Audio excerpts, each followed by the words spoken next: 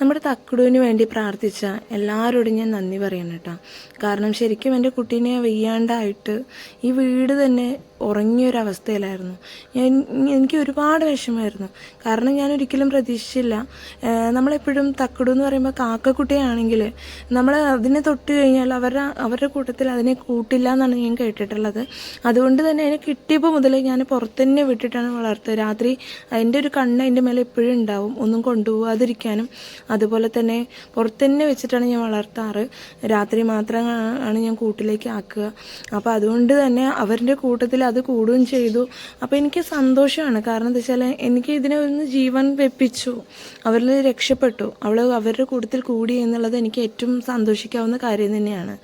അപ്പോൾ ഒരുപാട് കാക്കകൾ ഇങ്ങനെ റോഡ് സൈഡിലൊക്കെ ലൈനിൽ പെട്ട് കിടക്കുമ്പോൾ ഒരു പ്രാവശ്യം ഞാൻ എടുത്തിട്ട് വന്നിട്ടുണ്ട്. പക്ഷേ എങ്കിലും വീട്ടിൽ കൊണ്ടുവന്നിട്ട് ഞാൻ എന്തൊക്കെ ചെയ്തിട്ടും എനിക്ക് എൻ്റെ ജീവൻ തിരിച്ചു പിടിക്കാൻ പറ്റാതെ വിഷമമായിട്ടുണ്ട്.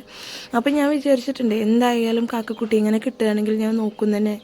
അങ്ങനെ ഇരിക്കുമ്പോഴാണ് എനിക്കിപ്പോൾ നമ്മുടെ തക്കുടുവിനെ കിട്ടാനായിട്ട് ഇടയായത്. അപ്പോൾ എന്തായാലും തീരുമാനിച്ചു ഞാൻ ഇവിടെ വളർത്തും, നല്ല രീതിക്ക് തന്നെ വളർത്തും, ജീവൻ വെപ്പിക്കണം എന്നൊക്കെ. അപ്പോൾ അതിനിടയിൽ കൂടെ ഷോക്ക് അടിക്കുന്ന ഞാൻ ഒരിക്കലും പ്രതീക്ഷിച്ചില്ല. ഫാമിനകത്ത് വേറെ കാക്കകളുടെ കൂടെയൊക്കെ പറന്ന് നടന്ന് പാറ്റിയെ പെറുക്കണ കണ്ടപ്പോൾ അവിടെ അവരുടെ കൂട്ടത്തിൽ കൂടിക്കോട്ടെ, എന്തായാലും എൻ്റെ അടുത്തേക്ക് വരുമെന്ന് എനിക്കറിയാം. അപ്പോൾ പിന്നെ കൂടിക്കോട്ടെ എന്ന് വിചാരിച്ചു. അപ്പോഴും അപ്പോൾ ട്രാൻസ്ഫോമറിലൊരു കാക്ക പെട്ടിട്ടുണ്ട് പറഞ്ഞപ്പോഴും എൻ്റെ കുട്ടി ആയിരിക്കുമോ അത്, ഉണ്ടാവില്ല എന്ന് വിചാരിച്ചു. അപ്പോൾ പിന്നീട് കുറേ നേരം കഴിഞ്ഞപ്പോഴാണ് തക്കുടു എൻ്റെ അടുത്തേക്ക് വന്നത്. അപ്പോൾ ഞാൻ ആശ്വസിച്ചു, അവൾ എൻ്റെ കുട്ടി അല്ലല്ലോ എന്ന്. പിന്നെ നോക്കുമ്പോഴാണ് എൻ്റെ തക്കുടുവിൻ്റെ മൊത്തത്തിലൊരു കരിഞ്ഞ മണം, അവൾ എൻ്റെ തോളിലേക്ക് എപ്പോഴും ഇങ്ങനെ കയറി. അപ്പോൾ എനിക്കൊരു കരിഞ്ഞ മണം വന്നത്. അപ്പോൾ നോക്കുമ്പോൾ ശരിയാണ്, എൻ്റെ കുട്ടിയാണ് അതിൽ പെട്ടിരിക്കുന്നത്. അപ്പോൾ പറഞ്ഞു, എന്തായാലും മോളെ നിൻ്റെ അത് പെയ്യാണ്ടായിട്ടും നിൻ്റെ അടുത്തേക്ക് തന്നെ തിരിച്ച് വന്നില്ലേ, ഇനി അതെന്തായാലും നിൻ്റെ അടുത്തേക്ക് പോവില്ല, അവൾ പറന്ന് വന്നില്ലേ, ഇനി എന്തായാലും അവൾക്കൊന്നും പറ്റില്ല എന്നാണ് എൻ്റെ പാപ്പ പറഞ്ഞത്. അതുപോലെ തന്നെ എൻ്റെ കുട്ടി തിരിച്ചു വന്നു. അതേപോലെ തന്നെ ഇവളെ ഒരുപാട് ആൾക്കാർ ഇവൾക്ക് വേണ്ടി പ്രാർത്ഥിച്ചു എന്നുള്ളത് ഞാൻ അറിയുന്നുണ്ട്. കമൻസ് എല്ലാം ഞാൻ കാണുന്നുണ്ട്.